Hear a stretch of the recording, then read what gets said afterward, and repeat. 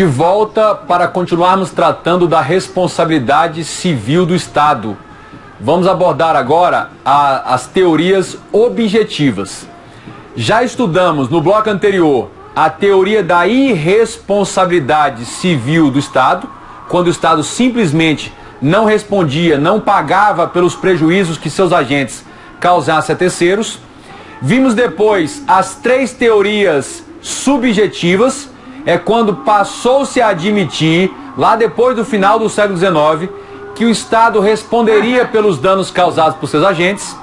E as três teorias subjetivas são a teoria do ato de império e ato de gestão, a teoria da culpa civil e a teoria da culpa anônima. Vale registrar que a teoria da culpa anônima era subjetiva, mas ela foi um degrau para chegar à teoria da responsabilização subobjetiva. Então, a culpa anônima era responsabilidade subjetiva, mas ela já objetivava em certa medida. E aí foi um degrau, um passo para se chegar ao que nós vamos analisar agora. Teoria da responsabilidade civil objetiva do Estado. Bom, por essa teoria, o que acontecia? A responsabilização do Estado independeria da caracterização de qualquer elemento subjetivo.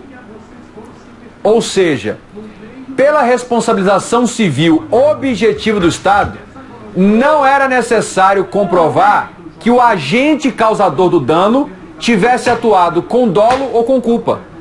Não é necessário comprovar nenhum elemento subjetivo quando se trata de responsabilização objetiva. Está aqui, olha. Não havia necessidade de comprovar elemento objetivo, subjetivo, só elemento objetivo. Muito bem. Dispensa-se a comprovação de dolo ou culpa por parte do agente causador do dano. Dispensa-se a comprovação de dolo ou culpa, leia, por parte do agente causador do dano. Mesmo que o agente que produziu a conduta tenha atuado com dolo ou com culpa, isso não faz a menor diferença. E se ele não tiver tido nem dolo nem culpa, nem intenção, nem atuou com negligência, imprudência para produzir aquele dano, na responsabilização objetiva, isso não faz diferença, porque isso não é um elemento verificado para caracterizar a responsabilização do Estado. Então está aí esse aspecto. Bom, essa teoria objetiva, ela se subdivide em duas teorias. Então, na responsabilização subjetiva que nós vimos no bloco anterior, a subjetiva, a responsabilização subjetiva são três teorias. E na responsabilização objetiva, temos duas teorias objetivas. Primeira delas, a teoria do risco administrativo. Teoria do risco administrativo. Muita atenção na análise dessa teoria, porque essa é a teoria que a nossa Constituição Federal de 88 adotou. Então já vou colocar aqui para chamar a sua atenção. As outras teorias são uma análise histórica, não são tão cobradas. Mas é importante você saber, porque volta e meia aparece uma questão tratando das outras teorias e aí você não pode perder questão nenhuma. Muito bem. Agora, a teoria do risco administrativo, ela cai sempre. Por quê? Porque é a teoria adotada pela nossa Constituição. Ela foi adotada aqui no artigo 37, parágrafo 6º da CF.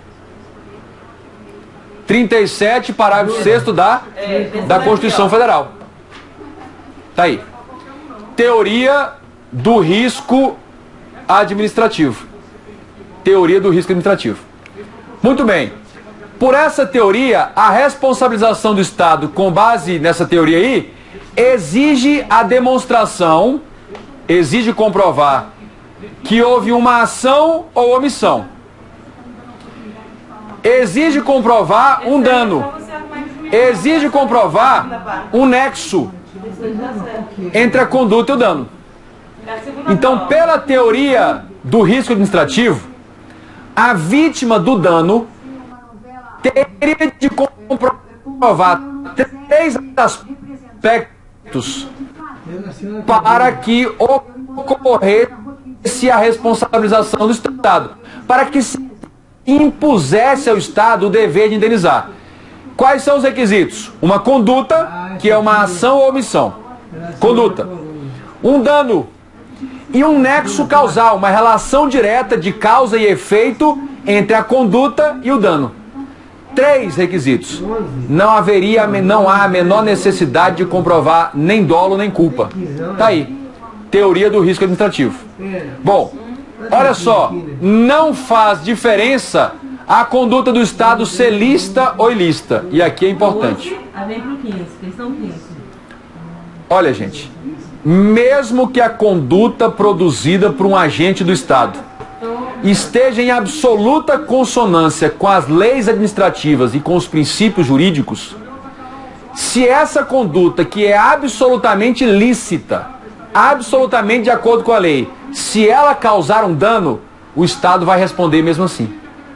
Então, um aspecto fundamental da teoria do risco administrativo é que não importa se a conduta do agente está ou não de acordo com a lei. Não importa se a conduta do agente é lícita ou ilícita. Causou um dano, o Estado pode ser responsabilizado mesmo assim. Então, cuidado com as questões de prova que afirmam que só por uma conduta ilícita é que o Estado poderia ser responsabilizado. Errado. Por uma conduta ilícita, mas também por uma conduta lícita que venha a causar um dano. Outro aspecto importante aí, o fato de a responsabilidade ser objetiva não impede a aplicação das excludentes de responsabilidade. Ou seja, a responsabilidade objetiva pode responsabilizar por conduta lícita e ilícita? Sim. Precisa comprovar dolo ou culpa? Não. Mas mesmo com essa objetivação toda, o Estado não responde sempre. Mesmo sendo responsabilidade objetiva, o Estado não responde sempre. Por quê? Porque algumas causas podem ser consideradas excludentes da responsabilidade civil do Estado. Excludentes. A primeira causa excludente: culpa própria, culpa exclusiva da vítima, ou seja, a própria vítima produziu uma conduta que gerou dano. A própria vítima deu causa ao dano. O Estado não vai responder. Mas pode ser por ato de terceiros. Foi o ato de um terceiro que fez com que a vítima sofresse o dano pela ação do Estado. É mais ou menos como você imaginasse que um terceiro empurrasse a vítima na frente de um veículo conduzido pelo agente público. Ato próprio de terceiro aí. Ou então, quando for um dano decorrente de mero caso fortuito ou força maior. Caso fortuito ou força maior, a gente vai tratar ainda, mas seria um evento humano ou da natureza que seja alheio, fora do controle da administração, uma tempestade, um vendaval, uma enchente. Tá aí. Então, o fato de a responsabilidade ser na forma objetiva não impede a existência de excludentes dessa responsabilidade, que são 3. A culpa própria da vítima, atos próprios de terceiros, ou então casos fortuito ou força maior, que a gente vai analisar mais adiante. Prosseguindo, aí na tela, a segunda teoria objetiva, essa aqui também é responsabilidade o quê? Objetiva, assim como o risco administrativo. Objetiva. Me dá a primeira prova do sexto ano. É a teoria do risco integral. Olha que interessante. Por essa teoria, o Estado deve ser considerado como um segurador universal. Ele passa a ser responsável civilmente por todo e qualquer tipo de dano ocorrido em seu território, pouco importando se foi causado por um agente público. Quando se opta pela teoria do risco integral, é a teoria mais objetiva de todas. Por quê? Porque pela teoria do risco integral, basta comprovar que sofreu um dano dentro do território do Estado. Não precisa sequer comprovar que houve uma conduta de um agente. Uma pessoa sofreu um dano dentro do território do Estado, se a teoria de risco integral, o Estado vai responder. O Estado se coloca numa situação de garantidor universal, de segurador universal. Ele vai pagar a conta por qualquer prejuízo que alguém sofra dentro do seu território. É uma situação muito séria. O Estado vai ter de ter muitos recursos para se colocar nessa situação de garantidor universal. Muito bem. Olha, na teoria do risco integral, independe de correlação lógica e necessária entre a ação do Estado e o dano ocorrido. Ou seja, na teoria do risco integral, não precisa comprovar nexo, porque nem precisa ter tido conduta do Estado. O nexo é uma relação entre a conduta do Estado e o dano. Na teoria do risco integral, basta provar o dano. Se houve ou se não houve conduta do Estado, não importa. Houve o dano, o Estado vai ser responsabilizado. Tá aí. Outro aspecto, para ficar bem claro, na teoria do risco integral, basta a comprovação do dano. Comprovou a ocorrência de um dano dentro do território do Estado, mesmo que o dano não tenha decorrido de uma ação, de uma conduta de um agente público, o Estado vai ser responsabilizado. Essa seria a teoria do risco integral. E um outro aspecto a ser abordado, o Estado, quando responde na forma do risco integral, não se admite a exclusão da responsabilidade civil do Estado. Olha, qual é o cuidado que você tem de ter numa questão de prova? Às vezes ele te dá uma situação qualquer, atropelamento de um ciclista por uma viatura da polícia. A situação em si não é de aplicação de risco integral. Mas o examinador da sua prova, ele diz assim, pela teoria do risco integral, se ele fala pela teoria ou aplicando a teoria do risco integral, você aplica a teoria. Não importa se esse caso é ou não. Então, pela teoria, e aí pela teoria do risco integral, o que você sabe? Não admite excluir o nexo. Se o examinador mandar aplicar a teoria do risco integral num caso qualquer, o efeito disso basta comprovar o dano e não admite excluir a responsabilidade do Estado. Quando a teoria do risco integral não se admite aquelas 3 excludentes que tem no risco administrativo. Lembra que na teoria do risco administrativo tem 3 excludentes? Culpa própria da vítima, ato de terceiro, caso fortuito ou força maior.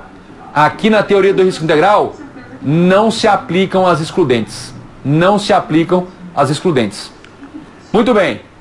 Ainda tratando da teoria do risco integral, comigo aí na tela, ainda tratando da teoria do risco integral.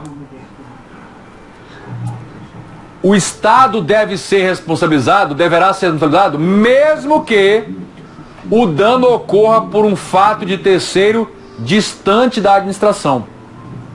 Um terceiro que não tinha nenhuma relação com a administração pública causou um dano e o Estado vai responder por esse dano sofrido aí por uma vítima dentro do seu território. Tá aí. Essa é a consequência da teoria e do risco integral. Outro aspecto importante sobre a teoria do integral. Decorre de um modelo de Estado solidário. Solidário ao extremo. Que procura a todo custo diminuir os danos que seus cidadãos vierem a sofrer, independentemente de quem causou o dano. É o Estado solidário ao extremo. Ele não deixa nenhuma pessoa desamparada que tenha sofrido um dano dentro do seu território. Então, essa teoria decorre desse modelo. Claro, não é o modelo que nós adotamos no Brasil. Observação. Observação. Apesar da divergência, já estou deixando claro que tem divergências, entende-se que o direito brasileiro adota a teoria do risco integral nas seguintes hipóteses. Gente, eu estou deixando claro, há divergências, mas mesmo assim, de vez em quando aparece em prova essas circunstâncias que uma parte da doutrina considerável aceita como sendo de risco integral. Tudo bem? Bom, em que hipóteses são essas? Letra A. A primeira hipótese que a doutrina aceita é a responsabilidade civil do Estado por danos nucleares. Atividade nuclear. O fundamento é o artigo 21, inciso 13, inciso 23, letra D. Então, uma parte considerável da doutrina entende que a responsabilização civil objetiva do Estado será na forma da teoria do risco integral, ou seja, basta comprovar o dano se for um dano decorrente de atividade nuclear. Então, se nós aplicarmos essa teoria, ainda que o vazamento de material radioativo não tenha sido causado diretamente por um agente do Estado, e sim por um particular qualquer, mesmo assim o Estado será responsabilizado. Qual é a outra circunstância aí? Antes disso, olha o fundamento aí só para você ver, ó, letra D. A responsabilidade civil por danos nucleares independe da existência de culpa. Interpreta-se extensivamente esse dispositivo para entender que bastaria comprovar o dano. Lembrando que há divergência, mas essa é uma hipótese. A outra hipótese, letra B, a outra hipótese de teoria do risco integral. Responsabilidade civil do Estado por danos ao meio ambiente. Essa é uma hipótese em que boa parte da doutrina entende como sendo responsabilização civil objetiva do Estado fundamentada na teoria do risco integral. E isso é feito a partir da interpretação do parágrafo 3º do artigo 225. Olha aí, olha. Parágrafo 3º aqui, só para constar: as condutas e atividades consideradas lesivas ao meio ambiente sujeitarão os infratores, pessoas físicas ou jurídicas, às sanções penais e administrativas, independentemente da obrigação de reparar os danos causados. Alguns fundamentam nessa hipótese, fazem uma interpretação disso aí para entender que a responsabilização é com base no risco integral. Lembrando que há divergência, mas há esse entendimento aí. E letra C, a terceira hipótese em que se entende que seria responsabilização civil com base na teoria do risco integral. Seria a responsabilização civil da União perante terceiros no caso de, olha só, danos causados por atentados terroristas ou então atos de guerra, eventos correlatos, ou seja, eventos relacionados a terrorismo ou a atos de guerra. Contra quem? Olha, contra aeronaves de matrícula brasileira operadas por empresas brasileiras de transporte aéreo público. E aí ficam excluídas empresas de táxi aéreo. Suponhamos que um país vizinho tente invadir o Brasil e começa a produzir atos de guerra, destruição em massa das pessoas, destruição de prédios, equipamentos. Aí lança lá um lançador de granadas ou de míssil, um lança-míssil contra um jato de táxi aéreo, ou um jato particular. Não aplica isso aqui, porque exclui as empresas de táxi aéreos, aí entende também aviões privados, particulares. Mas se for um avião da aviação civil comercial pública, transporte por aviação civil coletiva de passageiros, aí eu aplico essa responsabilidade que se entende ser risco integral. Há divergências, mas são essas três hipóteses. Então, as únicas três hipóteses que o examinador poderá cogitar na prova como sendo de risco integral são danos nucleares decorrentes de atividades radioativas nuclear, danos ao meio ambiente e danos decorrentes de atentados terroristas ou atos de guerras ou mesmo correlatos contra aviação ou contra aviões, aeronaves brasileiras operadas por empresas brasileiras, mas de transporte público coletivo aqui. Então, qualquer outra situação que ele apresente em prova como sendo risco integral vai estar errado. Porque as três situações, ainda que com divergência aceita, são essas. Qualquer outra não vai ser risco integral. Então fique atento a isso aí. Muito bem. E aí, só para registrar, está aqui o artigo 1º da legislação que trata do assunto. Parágrafo 1º diz aqui, ó, o montante global das despesas de responsabilidades civis referidas no CAPT fica limitado ao equivalente a 1 bilhão. Ou seja, mesmo havendo um limite máximo de 1 bilhão para essa responsabilização de risco integral, ainda se considera que é, na verdade, risco integral. Beleza. Qual foi a teoria adotada no direito brasileiro? Nós adiantamos já. Prevalece a responsabilidade civil objetiva do Estado, fundada na teoria do risco administrativo. Lembrando que a teoria do risco administrativo é aquela que exige a comprovação de conduta, ação ou omissão, de dano e de nexo de causalidade. Não precisa comprovar dolo ou culpa. E lembrando que essa teoria adotada do risco administrativo admite as excludentes. A gente vai tratar daqui a pouco. Beleza. O fundamento para isso, parágrafo 6º do artigo 37 da CF, que diz: as pessoas jurídicas de direito público e as de direito privado prestadoras de serviço público. Muita atenção a isso, muita atenção. Quem é que responde objetivamente com base na teoria do risco administrativo? As pessoas jurídicas de direito público, União, Estados, DF, municípios, autarquias, fundações públicas de direito público, consórcio público de direito público. Mas não só elas. Também respondem na forma objetiva as pessoas jurídicas de direito privado, só que prestadoras de serviço. E aí inclui, inclusive, os concessionários permissionários. Então aí, que causarem danos a terceiros, assegurado o direito de regresso contra o responsável no caso de dolo ou culpa. É com base nesse dispositivo constitucional que a doutrina e a jurisprudência no Brasil entende que prevalece a teoria do risco administrativo. Tá aí. Bom, essa teoria do risco administrativo, ela foi interpretada especialmente aí pelo STF, e o STF e boa parte da doutrina entendem que esse parágrafo 6º do artigo 37 tem, na verdade, a chamada teoria da dupla proteção, da dupla garantia. O parágrafo 6º, entende o STF, traz em si, o 6º do 37, duas garantias. Que garantias são essas?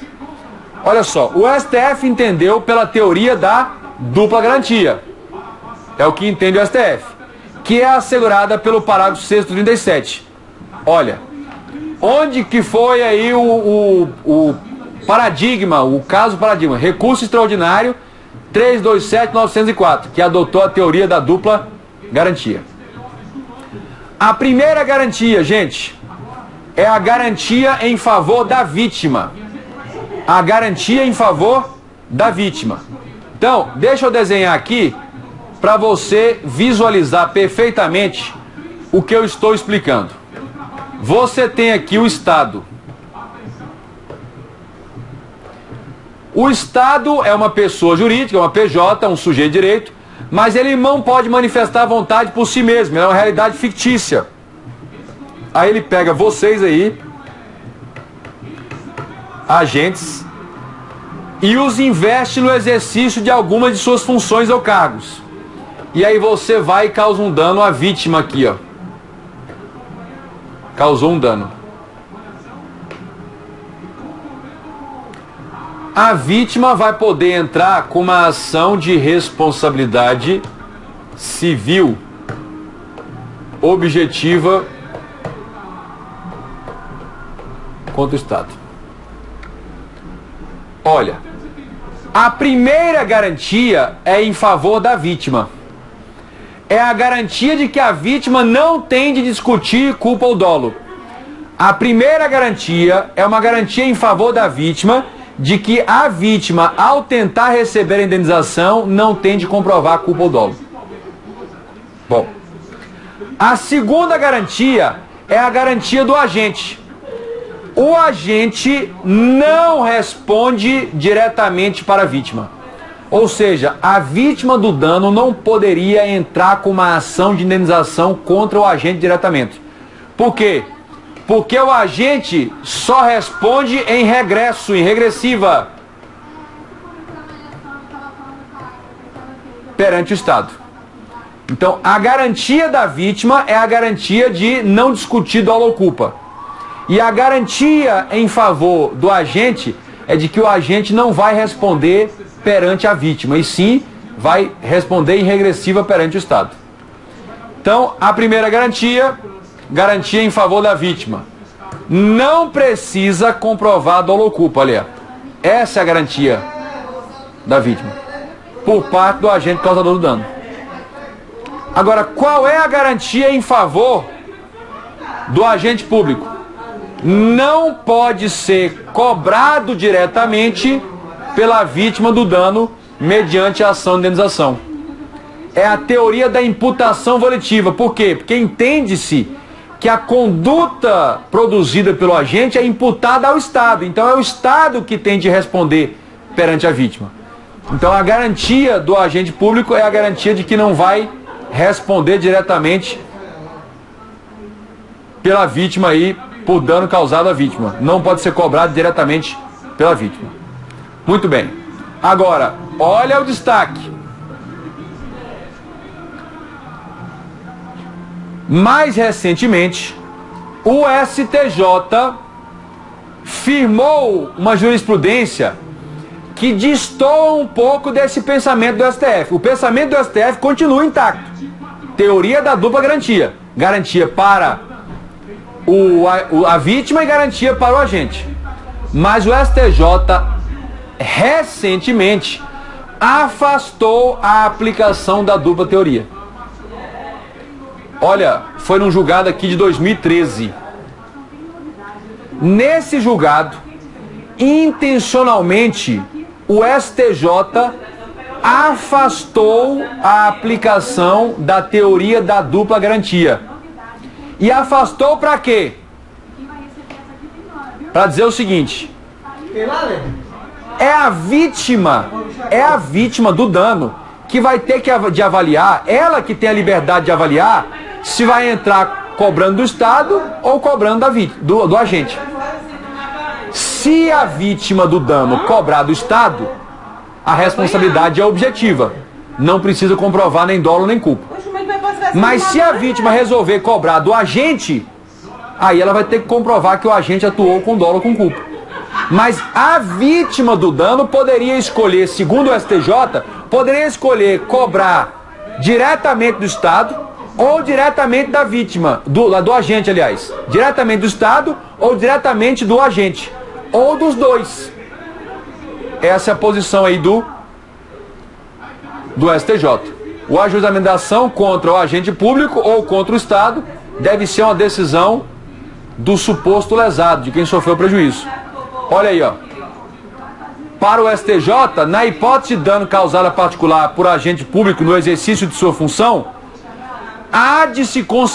deve-se conceder ao lesado a possibilidade de ajuizar a ação diretamente contra o agente, contra o Estado ou contra ambos. Então, cuidado se a sua prova mencionar a jurisprudência do STJ. O STF não, o STF não pode cobrar diretamente. Para o STF não pode cobrar diretamente do agente. Mas para o STJ pode. A vítima poderia cobrar do Estado diretamente, do agente diretamente ou de ambos. Tá aí. É a posição do STJ. Posição do STJ. Bom, nosso próximo assunto, as causas de exclusão da responsabilidade civil. Só que este tema, a exclusão da responsabilidade civil do Estado, vai ser objeto de estudo no nosso próximo bloco. Não sai daí, eu aguardo você para as cláusulas de exclusão da responsabilidade civil do Estado.